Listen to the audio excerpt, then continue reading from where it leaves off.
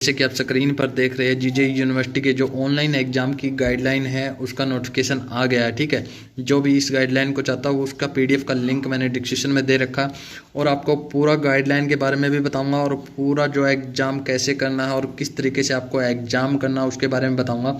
आप मेरे को पता है कि आप लोगों को जो एग्ज़ाम की तैयारी है वो अच्छे से नहीं हो पाई है कुछ बच्चों की, तो आपको एग्ज़ाम करने का तरीका भी बताऊंगा कैसे करना है आपका जो एग्ज़ाम है, ताकि आपका जो पूरा पेपर है जो अटैम्प्ट हो सके।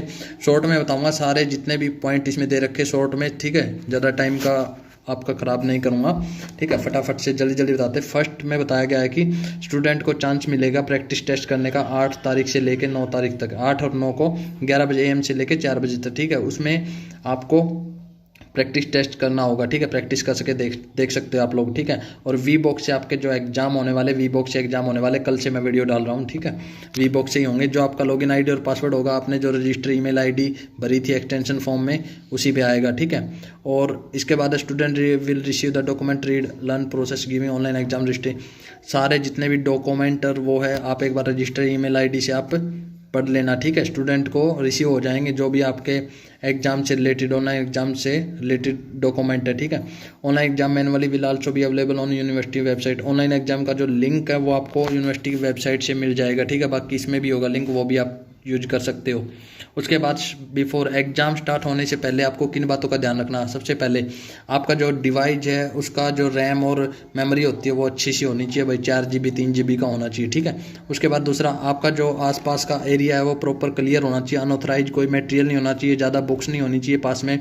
जो आसपास का पेपर है जो मान लिया आप आंसर शीटर को ज़्यादा मात्रा में नहीं होनी चाहिए। ठीक है, उसके बाद तीसरे पॉइंट में बताया गया है प्लीज एंश्योर नोबडी, कोई भी फैमिली मेंबर मतलब एक्स्ट्रा जो आपके अलावा कोई भी अलग कमरे में नहीं होना चाहिए। कल भी मैंने ये बात बताई थी भाई, इस बात का ध्यान रख लेना, कोई भी एक्स्ट्रा मेंबर नहीं होना चाहिए। बाकी हम शाम कल ना लाइव सेशन रखेंगे, पूरा जो आपका डाउट रहेगा उसमें क्लियर कर देंगे। ठीक है, उसके बाद इसमें बहुत एक बढ़िया बात ये है कि आप लोगों का क्या है, मिरर का कोई सिस्टम नहीं दिया गया, मिरर के लिए बताया नहीं गया है, पीछे मिरर भी लगाना, सबसे बेस्ट बात ये है।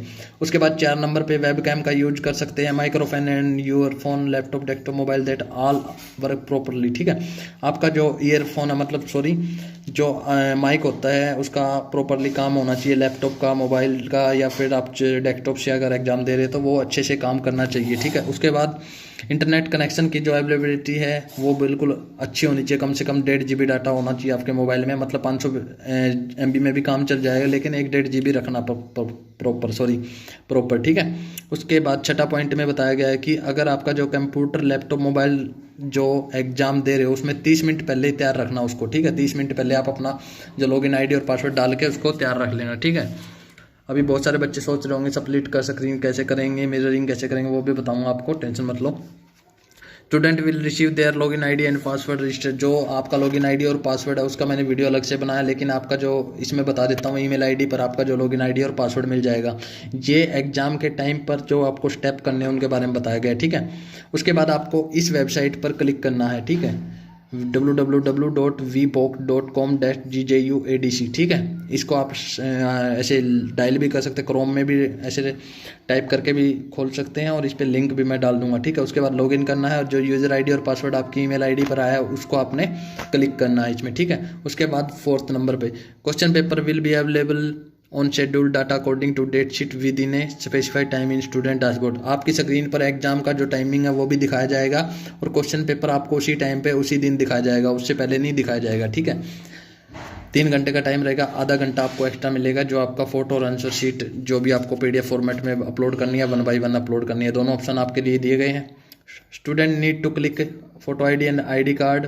इसमें बताया गया 5वें पॉइंट में कि आपको एक फ़ोटो अपलोड करनी है, एक फ़ोटो आपको ID के साथ अपलोड करनी है। ठीक है, उसके बाद 6 पॉइंट में बताया गया make sure right candidate give because, मतलब इसमें बताया गया कि जो यूनिवर्सिटी में रजिस्टर कैंडिडेट है वही आपका एग्जाम दे, बाकी कोई एग्जाम ना दे। बाकी इसको मैं आपको बता दूंगा वेब कैम को कैसे कनेक्ट करना है और किस तरह से आप एग्जाम दे सकते हो ड्यूरिंग द एग्जाम।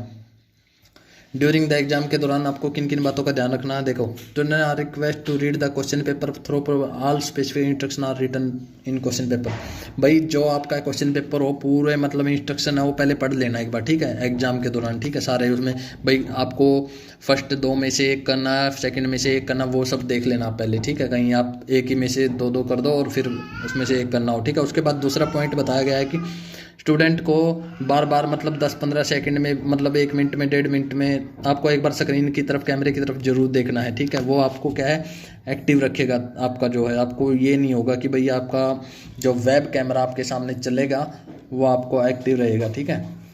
उसके बाद तीसरा पॉइंट पे बताया गया जो मैक्सिमम पेज आप अपने सामने A4 साइज के 20 पेज रख सकते हो दोनों साइड के, ठीक है। मैक्सिमम 40 और दोनों साइड के 20 पेज, ठीक है, वो आप रख सकते हो।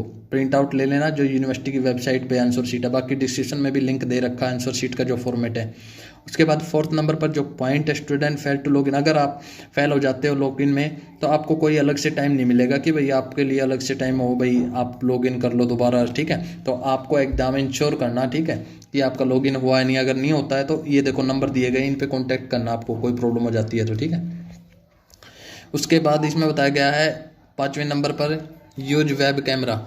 Use web camera is mandatory to attempt online exam, ठीक है। वेब कैमरा का आप यूज कर सकते हैं ऑनलाइन एग्जाम में, ठीक है। Web camera should be connected to PC laptop and it should be always in active mode में, ठीक है। अगर आप लैपटॉप से आप एग्जाम दे रहे हो तो वेब कैमरा बहुत ज़रूरी है। कहीं आप लैपटॉप के ही कैमरे से एग्जाम देने की सोचो, इस बात का ध्यान रखना, ठीक है। उसका वो जरूरी है, मैंडेटरी लिख रखा है इसमें। और पीसी लैपटॉप का जो कैमरा वो एक्टिव मोड में होना चाहिए एग्जाम के दौरान, ठीक है, कहीं बीच में रुक ना जाए, ये बात ध्यान रखना, डिस्टेंट ना हो जाए। उसके बाद 6 पॉइंट पे बताया गया student must know stop the web camera session, web camera का जो सेशन है उसको स्टॉप ना करे कोई भी स्टूडेंट। उसके बाद 7th नंबर पर candidate should position him and her self front web camera, मतलब जहां आप एक बात ध्यान रखना भाई, सबसे बात आप कैसे भी एग्जाम दो, कैसे भी करो, कुछ भी करो, लेकिन आपको सीट छोड़ के नहीं जाना आपको, ठीक है। जो आप कैमरे के सामने बैठो एग्जाम के टाइम, आपको सीट छोड़ के नहीं जाना, सबसे बेस्ट बात यही है आपके लिए, ठीक है। सीट छोड़ के नहीं जाना, बाकी आप चाहे कुछ भी करते रहना, ठीक है। Ensure that the surrounding area of candidate is well eliminated for clear, वही है आसपास का जो एरिया बिल्कुल क्लियर दिखना चाहिए, कोई आसपास अनऑथराइज चीज़ नहीं दिखनी चाहिए, सीधी सी बात यही है भाई इसमें जो मैंने बात है। उसके बाद जो बताया गया नेक्स्ट 9th नंबर पॉइंट पे the candidate should ensure that during the exam no other person, मतलब कोई भी दूसरा पर्सन नहीं होना चाहिए, किसी भी दूसरे स्टूडेंट की हेल्प नहीं ले सकते आप एग्जाम में। भाई देखो इसमें जो भी बोला गया, अगर आपको हेल्प लेते पाया गया, दिखाई दिया गया कैमरे में, तो आपको डिस्क्वालीफाई कर दिया जाएगा, ठीक है। वो एक्टिविटी आपकी रिकॉर्ड हो जाएगी, मतलब आपको ऐसी एक्टिविटी करनी नहीं है जो आपका अनऑथराइज हो, और करो तो वो रिकॉर्ड नहीं होनी चाहिए स्क्रीन में, ठीक है, ये बात ध्यान रखना। मैं आपको कुछ बातें बता रहा हूँ, जो समझदार होंगे वो समझ जाएंगे, ठीक है। Following the activity are strictly prohibited during the exam, मतलब इसमें ये चीज़ें यूज नहीं कर सकते आप एग्जाम के time. Any electronic device, calculator हुआ, पेन ड्राइव हुआ, लॉग टेबल हुआ, इलेक्ट्रॉनिक पेन, स्कैनर, इस तरह की चीज़ें आप यूज नहीं कर सकते। स्टेशनरी क्या क्या यूज कर सकते हैं, मतलब स्टेशनरी यूज कर सकते हैं, मतलब टेक्सचुअल मटेरियल, मतलब लिखने वाला, जैसे पेन, पेंसिल, रबड़, शॉर्पनर, वो सब यूज कर सकते हो। यूज ऑफ टेलीकम्युनिकेशन डिवाइस, मतलब mobile phone, headphone, Bluetooth, earphone, ये सब भी एक्स्ट्रा चीज़ नहीं होना चाहिए, ठीक है। ये चीज़ों का आपको ध्यान रखना है।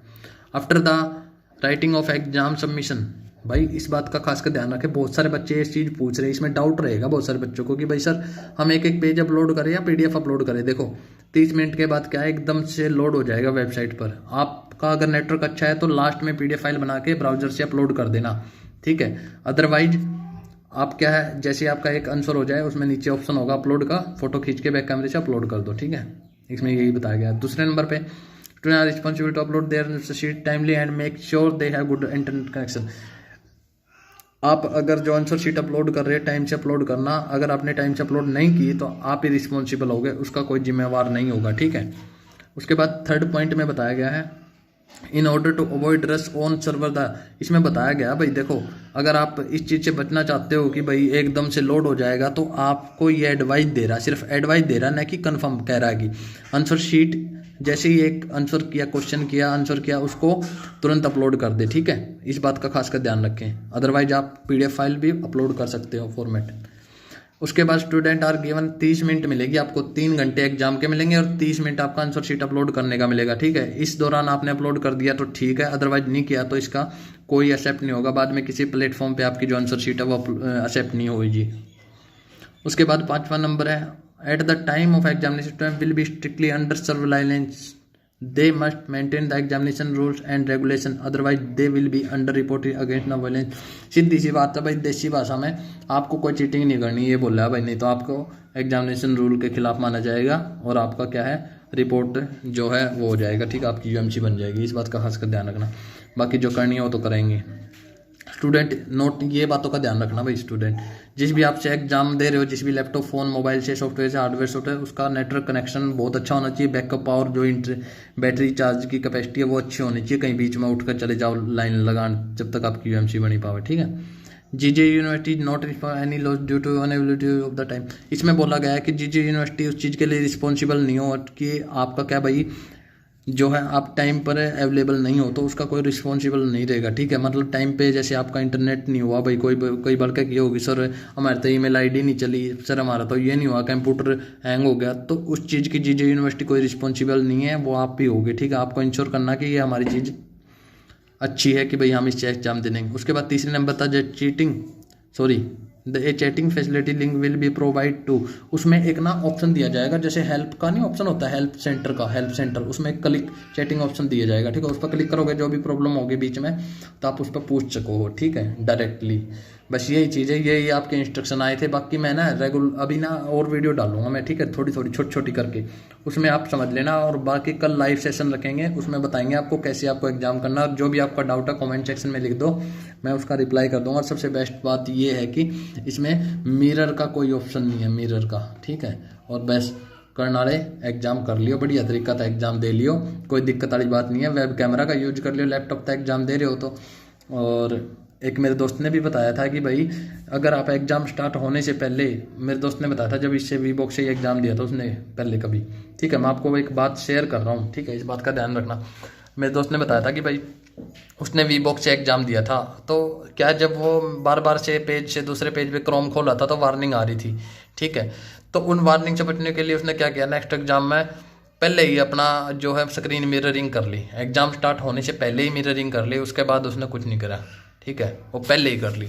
तो बस यही बात बतानी थी। मिलते हैं कोई नेक्स्ट वीडियो में नई इन्फॉर्मेशन साथ, तब तक के लिए जय हिंद जय भारत।